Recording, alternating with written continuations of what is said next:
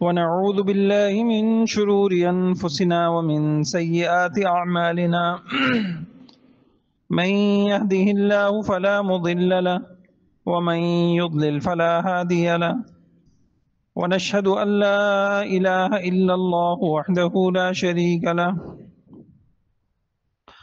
ونشهد أن سيدنا مولانا محمدا عبده ورسوله أما بعد فأعوذ بالله من الشيطان الرجيم بسم الله الرحمن الرحيم يا بني آدم قد أنزلنا عليكم لباسا يواري سوآتكم وريشا ولباس التقوى ذلك خير وقال النبي صلى الله عليه وسلم إن لكل دين خلقا وإن خلق الإسلام الحياء أو كما قال عليه الصلاة والسلام. آگے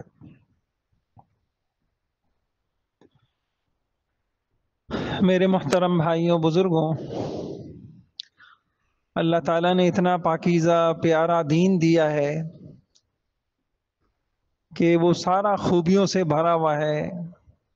اللہ تعالیٰ مجھے آپ کو اس کی قدردانی کی توفیق عطا فرمائے. ہمارے دین میں ایک خاص صفت ہے حیا، پاک دامنی، با حیا ہونا. یہ ہمارے دین کی امتیازی صفت ہے. ہمارے دین میں اس کے اوپر بڑا زور ہے.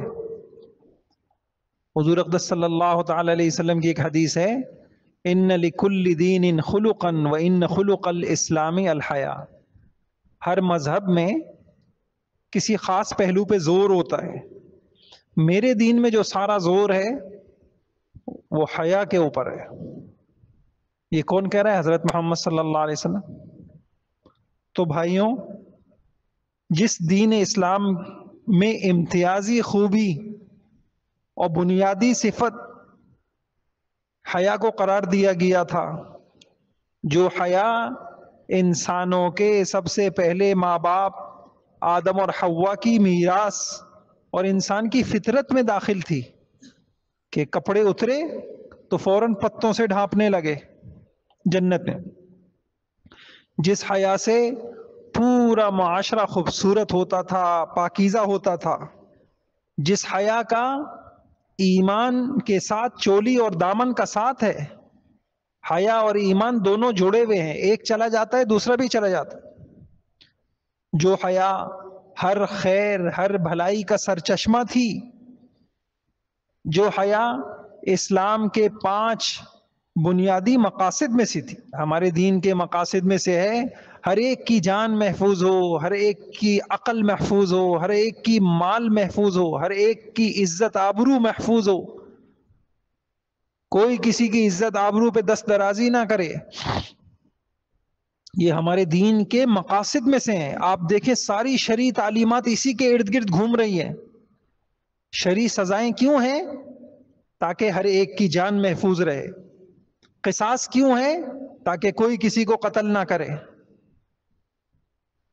اور حد قذف، کسی نے پاک دامن مرد پر، کسی پاک دامن عورت پہ تہمت لگائی ہے تو اس کی سزا کیوں ہے؟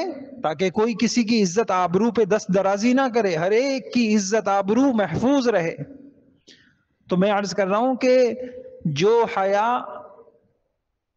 دین اسلام کے 5 بنیادی مقاصد میں سے تھی، اور جو حیا سارے انبیاء کی مشترک صفت تھی، جن مسلمانوں کا پیغمبر پردہ نشین کنواری لڑکی سے زیادہ شرم کرنے والا تھا. حدیثوں میں حضور کی صفت ملتی ہے. کتنی حیا تھی آپ کے اندر، آپ کی آنکھوں میں. جس پیغمبر نے امت کو باحیا بنانے کے لیے، بے حیائی سے بچانے کے لیے 1-2 آیتیں نہیں، 20 آیتیں قرآن، حدیث اور احادیث بھری پڑی ہیں. آج اس پیغمبر کی امت نے حیا کا جنازہ ہی نکال دیا. عورتوں کو حسن کی نمائش کے جذبے نے، عورتوں میں حسن کی نمائش کے جذبے نے ایسی شدت اختیار کی کہ یہ عورت شرم و حیا کی تمام حدیں توڑتی چلی گئی، آخرکار اپنے کپڑوں سے ہی باہر آ گئی۔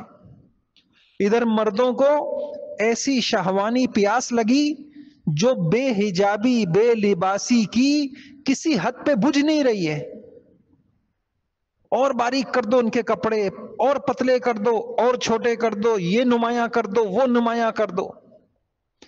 حضور علیہ السلام کا کلمہ پڑھنے والے مسلمان گھرانوں میں ایسے شرمناک واقعات پیش آ رہے ہیں کہ کلیجہ منہ کو آتا ہے۔ مقدس رشتے پامال ہو رہے ہیں، مقدس رشتے پامال ہو رہے ہیں۔ میں ممبر پہ نہیں کہہ سکتا آپ کے سامنے وہ بات، اگر آپ کو کسی کو یقین نہیں آ رہا تو کسی بھی دارالافتاء کی جو ایپ ہوتی ہیں آپ اس کو کھولیے، جس میں مسائل پوچھے جاتے ہیں، اس میں آپ کیٹیگری ہوتی ہے، اس میں نکاح کے عنوان کے تحت چلے جائیے، اور نکاح کے عنوان کے تحت ایک مسئلہ ہوتا ہے حرمت مصاہرت، کہ خدا نہ خواستہ جو ہے حرمت مصاہرت کے مسائل میں کیا عرض کروں یہاں پر، جس سے رشتے ہمیشہ کے لیے حرام ہو جاتے ہیں۔ مقدس رشتوں کو اگر کسی نے شہوت سے چھو بھی لیا تو میاں بیوی کا رشتہ ہمیشہ کے لیے ختم ہو جاتا ہے۔ یہ مسائل دارالافتاء میں علماء سے پوچھے جا رہے ہیں کہ یہ ہو گیا ہمارے گھر میں، یہ ہو گیا ہمارے گھر میں، یہ ہو گیا۔ سوال یہ ہے کہ کیوں ہو گیا ایسا؟ اور میرے بھائیوں، صرف اس پر بس نہیں، یہ جو مغرب نے اسلامی اقدار اور اسلام کی پاکیزہ روایات کو برباد کرنے کے لیے اور مسلمان بیٹی کا ذہن بدلنے کے لیے اور اس کو ایک بازاری جنس بنانے کے لیے 1.5 صدی سے ایسی مہم شروع کر رکھی ہے، آزادی مساوات کے خوبصورت نعرے، اس کے ذریعے سے بچیوں کا اور مسلمان بچیوں کا، لڑکیوں کا ذہن بدلا جا رہا ہے۔ اسلامی روایات کو، اقدار کو اعتراض کا، تنقید کا نشانہ بنایا جا رہا ہے۔ یہ کیا برقع، یہ کیا فلاں، یہ کیا گھر میں بند ہو جانا، یہ کیا؟ اسلام کی وہ روایت جو قرآن حدیث میں موجود ہیں، اور مسلمان ہی ان کو ایسا ذہن بدل دیا گیا کہ مسلمان ان کو تنقید کا نشانہ بنا۔ اس مقصد کے لیے بے دریغ پیسہ لوٹایا جا رہا ہے کہ اس امت سے جیسے ہم برباد ہوئے ہیں، ہمارا فیملی سسٹم، خاندانی سسٹم سب برباد ہو گیا، اب ان مسلمانوں کے پاس بھی کچھ نہ بچے، ایک کلمہ بچا ہے وہ بھی نہ بچے۔ میری ایک کتاب ہے حلال حرام رشتوں کی پہچان، بڑی علماء کے لیے ہے، پیچیدہ قسم کے۔ ابھی ایک صاحب امریکہ سے آئے، کہنے لگے پاکستان میں تو ابھی یہ مسائل نہیں ہیں جو کہ آپ نے مسائل لکھے، وہاں تو یہ مسائل ہیں۔ تو میں یہ عرض کر رہا تھا کہ اسلامی اقدار کو تنقید کا، اعتراضات کا نشانہ بنانے کے لیے بے دریغ پیسہ لوٹایا جا رہا ہے۔ اس کے اوپر کانفرنسیں ہو رہی ہیں، ریلیاں نکالی جا رہی ہیں۔ 8 فلاں مارچ ہے جی، آج جو ہے عورتوں کے حقوق کا دن ہے، آج فلاں کا دن ہے، اور اس میں ایسی بے حیائی کے نعرے، ایسے پمفلیٹ کے ایک مسلمان سے تصور بھی نہیں ہو سکتا۔ یہ میرے بھائیوں، حالات یہاں تک پہنچ گئے، جو پاسبان تھے وہ خود چور بن گئے، جو رہبر تھے وہ رہزن بن گئے۔ اور ادھر مسلمانوں کا حال یہ ہے کہ جدت پسندی اور ترقی کے نام پر جو زہر ان کو پلا دو یہ قبول کرنے کے لیے تیار ہیں۔ ہمیں جدت پسند بننا ہے، جو زہر ہے اسے تریاق سمجھ رہے ہیں، جو تدبیریں شقاوت اور بدبختی کو دعوت دیتے ہی ہیں انہیں لوگ کامیابی اور سعادت سمجھ رہے ہیں۔ میرے بھائیوں، جدت پسندی ہو، مساوات ہو، آزادی کے یہ نعرے ہوں، یہ تمام نعرے میرے بھائیوں یہ جہنم کے راستے ہیں۔ کوئی بھی سرور کونین حضرت محمد صلی اللہ علیہ وسلم کے مدینے کا راستہ جو سراسر کامیابی کا، سعادت کا، نجات کا راستہ ہے، وہ کوئی نہیں سوچ رہا۔ پتہ نہیں کیا ہو گیا عقلوں کو، ہم فکر سے کیوں عاری ہو گئے۔ بے حیا قوموں کے جو عبرتناک انجام اللہ تعالیٰ نے قرآن میں بتائے ہیں، اور آئے دن جو بنائے مصیبتیں اور عذاب اللہ کے آ رہے ہیں، پتہ نہیں ہم اس کو کیوں اللہ کا عذاب نہیں سمجھ رہے۔ میں نے شاید پہلے عرض کیا یا نہیں کیا کہ قرآن میں آپ کو 5 قوموں کا بار بار تذکرہ ملے گا۔ وہ 5 قومیں در حقیقت 5 بیماریوں اور 5 گناہوں کی علامتیں ہیں۔ ان میں سے ایک قوم لوط ہے، جن کی بڑی بیماری جنسی بیماریاں تھیں. جس قوم کو یہ گھن لگ جاتا ہے وہ پھر کوئی ترقیاتی کام، کوئی تعمیری کام نہیں کر سکتی. جس قوم کو یہ گھن لگ جائے، جا کے دیکھیے منظر آپ ہاسٹلوں میں، جا کے دیکھیے آپ کالجوں میں، یونیورسٹیوں میں، پارکوں میں، ہوٹلوں میں، تقریبات میں، لگتا ہے کہ یہ قوم کوئی تعمیری کام کر سکے گی؟ ایک بھوک لگ چکی ہے، ایک ہوس لگ چکی ہے ناپاکی کی اور بے حیائی کی، اور اسی کی تو میرے بھائیوں افسوس تو اس بات پر ہے جو لوگ اپنے آپ کو دیندار کہتے ہیں یا سمجھتے ہیں، جو مسجد میں صف اول کے نمازی ہیں، ان کے گھروں میں بھی حیا کے تقاضے بے دردی سے پامال ہو رہے ہیں. جو حیا حضرت محمد صلی اللہ علیہ وسلم نے سکھائی تھی وہ نہیں ہے. کوئی اپنی اولاد کو سمجھاتا، کوئی اپنے خاندان کو بے حیائی کی اس آگ سے بچانے والا نظر نہیں آ رہا. تو بھائی خدا را ہمیں خواب غفلت سے بیدار ہونا ہے. بے حیائی کی جو آگ لگ چکی ہے اس کو ہمیں جلد سے جلد بجھانا ہے، ورنہ پوری امت اس کے نظر ہو جائے گی اور ختم ہو جائے گی. کسی کے گھر میں آگ لگ جائے تو سب آ جاتے ہیں بجھانے کے لیے، اور ہمارے ہاں اسلام کی پاکیزہ اقدار، حیا، حضور کی سنتیں، اس کو آگ لگی ہوئی ہے اور کوئی اس کو بجھانے والا نہیں. صدیوں سے جمع کیا ہوا ذخیرہ، صدیوں کی جو روایات تھی مسلمانوں کے اندر، پاکیزہ روایات، مسلمان عورت کا شرم، حیا، پاک دامنی، آہستہ آہستہ سب کچھ ختم ہو رہا ہے. اگلی نسل کہاں پہنچے گی؟ اللہ الامان والحفیظ. اس لیے میرے بھائیوں اس وقت کی اہم ترین پکار یہی ہے کہ خدا کے لیے ہم جاگیں، خدا کے لیے ہم اپنی ذمہ داری کا احساس کریں، خدا کے لیے ہم اس غفلت سے نکل جائیں اور ہم بیدار ہو جائیں. اور یعنی آپ یہ دیکھیے، یہ بھی ہمیں دیکھنا چاہیے، اسلامی تہذیب کی دشمن طاقتیں اپنی تمام تر قوتوں کے ساتھ حملہ آور ہیں. میڈیا ہو، فلاں ہو، وہ پوری قوتوں کے ساتھ اسلامی اقدار کے اوپر حملہ آور ہیں. جنگیں صرف سرحدوں پہ نہیں ہوتی، تہذیبوں کی جنگ. اس دور میں جو اصل جنگ ہے وہ تہذیب کی جنگ ہے. مغرب چاہتا ہے کہ بے حیائی کی اور جو آزادی، مساوات، یہ گندے نعرے ہیں جس کا حشر دنیا نے دیکھ لیا. کس قسم کی آزادی، کون سی مساوات کہ مسلمان کے بچے کٹ رہے ہیں، جل رہے ہیں، مر رہے ہیں، اس کے اوپر بے بس بنے ہوئے ہیں. کوئی پابندی لگانے والا، کوئی کچھ کہنے والا نہیں ہے. اللہ نے دکھا دیا کہ مسلمانوں اٹھو اور ہوش میں آ جاؤ کہ اب یہ جو نعرے ہیں یہ کھوکھلے نعرے، آزادی، مساوات، فلاں، حقوق، آزادی، کون سے حقوق، کون سی آزادی، کون سی مساوات؟ یہ مساوات ہے. تو مغرب جو ہے اسلامی اقدار کے اوپر پوری قوت سے حملہ آور ہے. سیلاب نہایت تیزی سے آ رہا ہے. امت کو بے حیائی سے بچانے کے لیے کمزور اور ناتواں کوششیں کافی نہیں ہوں گی. بے حیائی کا فساد ایٹم کی رفتار سے ہو اور ہم کیڑوں مکوڑوں کی رفتار سے اس کا مقابلہ کریں تو کیسے ہوگا؟ اپنی انفرادی، اجتماعی، اپنی ذہنی، اپنی ساری صلاحیتیں اس پہ لگا کے کہ میں کسی طریقے سے میں کچھ نہیں تو اپنی نسل کو، اپنے خاندان کو، اپنے آس پاس کو، اور جہاں میرا اختیار چلتا ہے میں ان کو کسی طریقے سے میں ان کو بے حیائی کے اس سیلاب سے بچا لوں. اب کیسے بچا لوں؟ تو الحمدللہ میں عرض کرتا ہوں کچھ تفصیلات. اللہ تعالیٰ مجھے بھی توفیق عطا فرما دے، آپ کو بھی توفیق عطا فرما دے. دیکھیں 4 چیزیں ہیں. نمبر 1 فرد کی اپنی اصلاح ہے. نمبر 2 اپنا گھر اور اپنے خاندان کی اصلاح ہے. اور نمبر 3 اپنے علاقے، اپنے محلے کی اصلاح ہے. اور نمبر 4 ارباب اختیارات کی ذمہ داریاں ہیں. اس میں حیا کے اعتبار سے ہم کس طریقے سے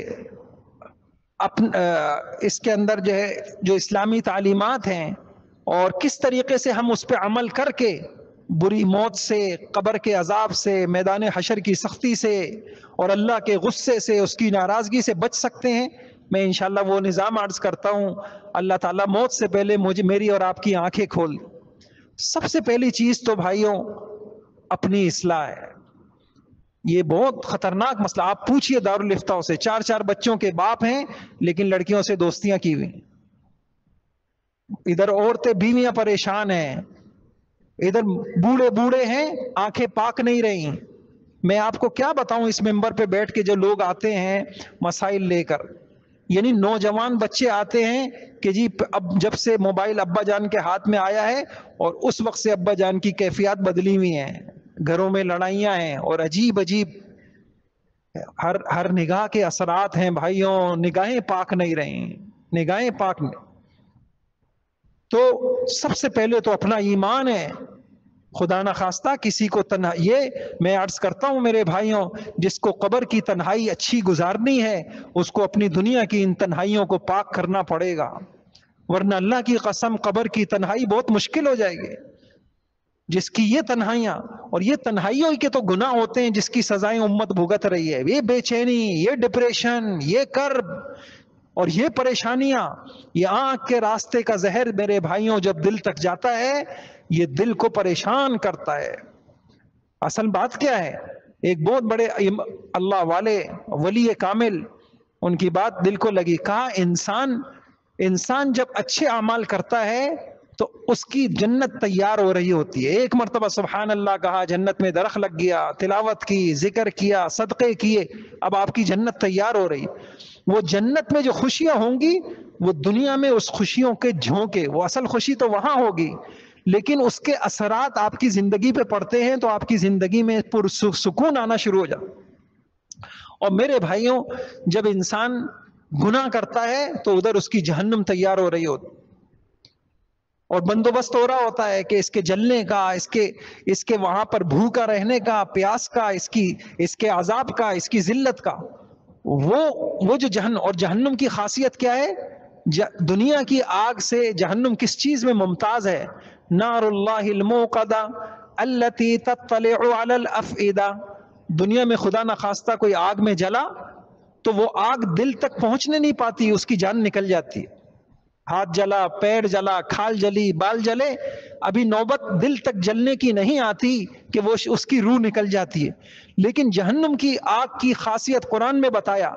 ویل لکل ہمزۃ لمزہ کا ترجمہ پڑھیے، نار اللہ الموقدہ التی تطلع علی الافئدہ، جو دلوں تک پہنچے گی اور دل کو جلائے گی. کیوں؟ اس لیے کہ گناہ کا جو ارادہ ہے وہ دل سے پیدا ہوتا ہے. جہاں سے ارادہ پیدا ہوا ہے وہاں سزا دی جائے گی. تو ہوتا کیا ہے بھائیوں، آج ٹینشن کیوں ہے، آج پریشانی کیوں ہے کہ جب انسان کے ارادے پاک نہیں رہے، اس کے جذبے اچھے نہیں رہے، اس کی سوچیں پاکیزہ نہ رہیں، اس کے بول پاکیزہ نہ رہے، اور یہ سب کو مولویوں کی بات بنا دی گئی کہ یہ مولویوں کی بھائی آپ خود قرآن پڑھیے. مرنا ہے بھائیوں، مرنے سے کسی کو انکار نہیں ہے بھائیوں. موت مشکل ہو جائے گی، قبر کی تنہائی بہت مشکل ہو جائے گی. تو کیا ہوتا کیا ہے، جب ہماری یہاں کی تنہائیاں ناپاک ہوتی ہیں تو پھر اس کے اثرات، اس سے ہماری جہنم تیار ہو رہی ہے. وہ جو جہنم کی لپٹیں ہیں اور وہ جو اللہ کا عذاب ہے جو آگے ہونے والا ہے، اس کے اثرات پڑ رہے ہوتے ہیں دل پر، دماغ پر. ایک بے چینی، ایک بے سکونی، اور انسان محسوس کر رہا ہو. تو میں یہ عرض کر رہا تھا کہ سب سے پہلے فرد کی اصلاح کا نظم کیا ہو. تو تین باتیں ہیں، بس 3 باتوں کا اہتمام کر لیں، اللہ مجھے بھی توفیق دے. سب سے پہلا کام کیا ہے؟ ہم حیا کے داعی بن جائیں، حیا کی دعوت دیں، لوگوں کو کہیں، سنیں، حیا کی ضرورت بتائیں، اس کی اہمیت کو بتائیں، بے حیائی کے نقصانات کو بتائیں، اور حیا اور شرم کے جو تقاضے ہیں اس کو کھول کھول کے بتائیں، اور کوئی موقع ہاتھ سے جانے نہ دیں. اور دنیا میں اس وقت جو انعام ملے گا، ایک آدمی حیا کے تقاضوں پہ چل لے، میں کہتا ہوں کہ یہ اتنا بڑا امتحان بن گیا ہے اس دنیا میں، اتنا سخت امتحان ہے حیا کا کہ جو اس پہ چلے گا وہ اللہ کا مقرب بنے گا، اس کی دنیا بھی جنت بنے گی، آخرت بھی بنے گی. اور جو اس حیا کے اللہ کا جو حکم ہے اس کو پامال کرے گا تو پھر میرے بھائیوں وہ بچ نہیں سکے گا. دنیا کی بے چینی سے عبرت لینی چاہیے. اس کا مطلب یہ ہے کہ آگے کی مسائل بہت زیادہ ہیں. ہم یہ سمجھ نہیں رہے. ہمارے سامنے قرآن نہیں ہے. قرآن ہوتا ہمارے سامنے، ہمیں اس کا ترجمہ سمجھ میں آتا، اس کا مفہوم سمجھ میں آتا، تو ہمیں پتہ چلتا کہ بات مولوی کی ہے یا مولوی کے رب کی ہے، مولا کی بات ہے یا مولوی کی بات ہے. بھائیوں، یہ رب کی باتیں ہیں. حیا کے تقاضے کو بتانا، حیا پہ چلنا، یہ اللہ کا کتنا بڑا انعام ہے جس کو اللہ یہ توفیق دے دے. مسئلہ یعنی اور بے حیائی سے بچنا. آپ دیکھیے حدیث الغار کے نام سے بخاری شریف کی ایک روایت ہے. 3 آدمی چلے اور وہ ایک غار میں پھنس گئے، اپنے آپ کو بچانے کے لیے کسی غار میں گئے. تیز ہوا کے جھونکوں کی وجہ سے غار کے منہ پر ایک چٹان آ گئی اور وہ شخص آگے ان کو موت نظر آ رہی تھی. اب ایسے موقع پہ ایک کھڑا ہوتا ہے اور اللہ کے سامنے اپنے حیا کا عمل پیش کرتا ہے. آپ اس کی طاقت کو سمجھیے.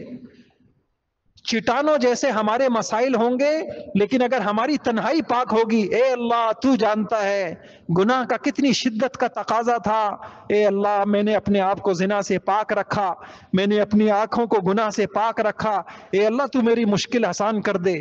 بڑے بڑے ولیوں کی طرح آپ کی ہماری دعائیں قبول ہوں گی. حضور نے یہ کہانی نہیں سنائی، حضور نے نظام بتایا.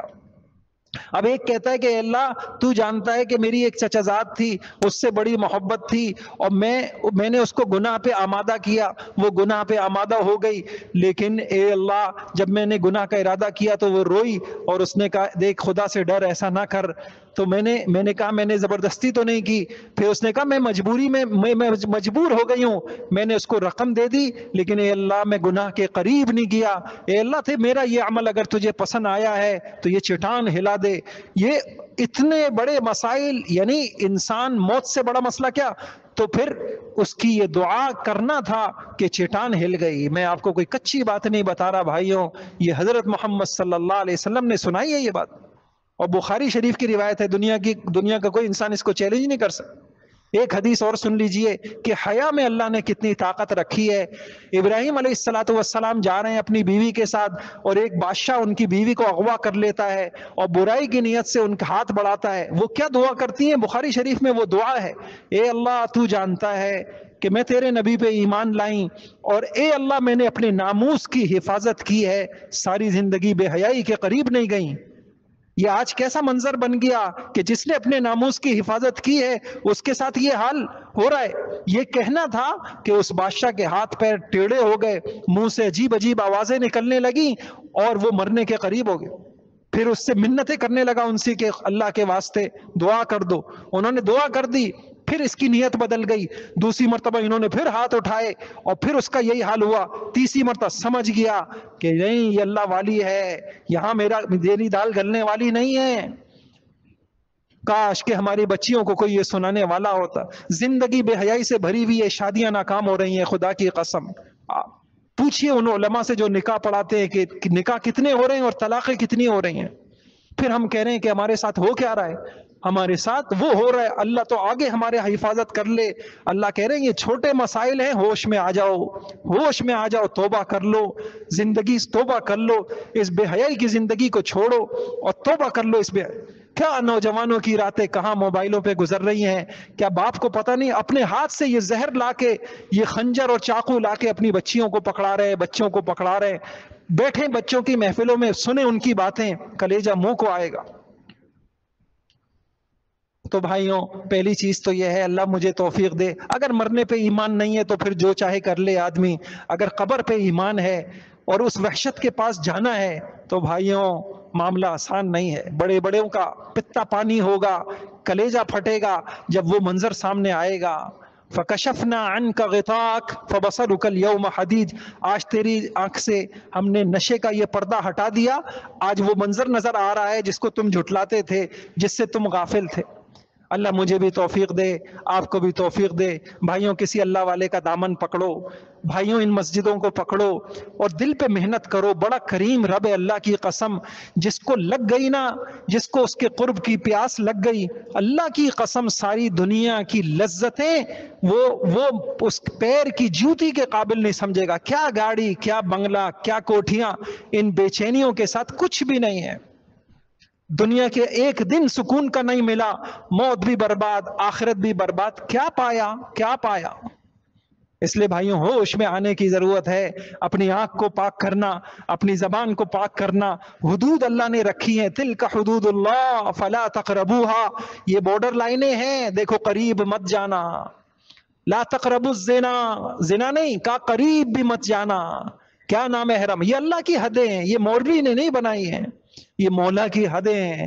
مولا کی پیاس ہمیں لگ جائے بھائیوں، وہ راضی ہو جائے، اس کی کھا رہے ہیں، اس کی زمین پہ چل رہے ہیں، اس کا دی ہوئی زندگی، اور اسی کو ناراض کر رہے ہیں. اللہ مجھے بھی توفیق عطا فرمائے، آپ کو بھی توفیق عطا فرمائے. بیٹھیے، علماء کے پاس جائیے، مشورہ کیجئے، مشورہ کیجئے کیسے میں اپنے آپ کو بدل سکتا ہوں، کیا ترتیب ہو سکتی ہے. کچھ نظام میں آپ کے سامنے رکھوں گا. اس چار دیواری کے اندر وقت گزاریں، پاکیزہ خیالات آئیں گے، سوچوں کو پاک کریں. پھر آپ دیکھیے گا کیا سکون کی نیندیں ہوں گی، آپ دیکھیے گا محبتیں ہوں گی، الجھے مسئلے حل ہوں گے، ٹینشنیں حل ہوں گی. دنیا جنت بن جائے گی، دنیا جنت بن جائے گی. اللہ تعالیٰ سب کو خوشیوں، راحت، سلامتی والی زندگی نصیب فرمائے. اور حضرت محمد صلی اللہ علیہ وسلم نے جو سلامتی کا راستہ دکھایا ہے، ہمیں توفیق اللہ عطا فرمائے کہ ہم حضرت محمد صلی اللہ علیہ وسلم کا دامن پکڑ لیں، اور ہم ان کی سنتوں کو دانتوں سے مضبوطی سے پکڑ لیں، ہم اس پہ عمل کریں. اللہ مجھے آپ سب کو حیا والی زندگی نصیب فرما. آج بھی کتنے میں انشاءاللہ آگے تفصیلات عرض کروں گا. اپنے بچوں کو بھی لائیے، سنوائیے یہ باتیں میرے بھائیوں. دل کی حالت ایسی ہو گئی، جو نوجوان نسل دین کی بات سننے سے بھاگے، آگے اس کا اللہ ہی حافظ ہے، اس کے ایمان کا، اس کا آگے اللہ ہی حافظ ہے. یہ آخری درجہ ہوتا ہے جب دلوں پہ مہر لگتی ہیں. تو آپ قرآن پڑھیے گا، اللہ نے مجھے توفیق دی ہے، میں نے سارے قرآن سے ایک کتاب لکھی ہے، ہدایت کیا ہے، ہدایت کے اسباب کیا ہیں، ہدایت موانع کیا ہیں، دل پہ مہر کب لگتی ہے. اس میں ایک یہ ہے کہ جب انسان دین کی بات سننے سے بھاگنے لگ جائے، سمجھ جائیں بس انجام اچھا نہیں ہے. اللہ ہم سب کو توفیق عطا فرمائے. خیر کے یہ مرکز ہیں، یہ خیر کی جگہ ہیں، یہاں آئیں، اپنی اولادوں کو لائیں، سنیں ان باتوں کو، کریں توبہ، بس پھر مزے کی زندگی ہے. زندگی بھی اچھی، موت بھی اچھی، قبر بھی اچھی. اللہ سب کو صحت والی، ایمانی صحت اور جسمانی صحت اور سلامتیوں والی زندگی، اطمینان، سکون والی زندگی سب کو اللہ تعالیٰ نصیب فرمائے.